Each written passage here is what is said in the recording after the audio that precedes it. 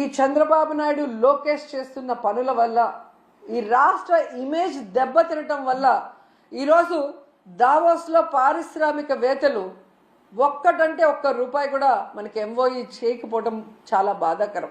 ఎందుకంటే ఈరోజు వీళ్ళు దాదాపుగా ఈ స్పెషల్ ఫ్లైట్లు, కోట్లు, బూట్లు, సూట్లు కని వీళ్ళ ఖర్చులకే 20 కోట్ల పైగా అయింది. కనీసం ఆ దారి ఖర్చులకి అయిన డబ్బైనా ఎంఓఈలు చేసుకొచ్చారంటే సిగ్గుచేటు. మాటలేమో ఇంత చెప్తారు కానీ పని చూస్తే జీరో. సో అందుకే అంటారు గొప్పలు చెప్పుకోవద్దయా తిప్పలు తప్పవని. కానీ చంద్రబాబు నాయుడు వినడు. ఈరోజు కేవలం తన కొడుకుని ప్రమోట్ చేసుకోవడానికే దావోస్కి వెళ్ళాడు.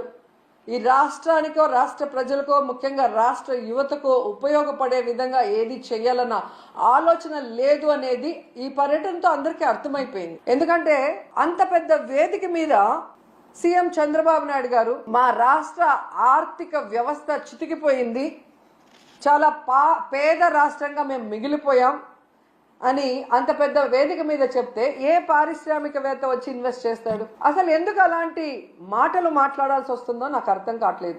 ఎలక్షన్స్ ముందు కూడా దాదాపుగా 14 లక్షల కోట్ల అప్పు ఉందని చెప్పి అబద్ధాలు చెప్పటం, ప్రజల్ని కన్ఫ్యూజ్ చేయటం.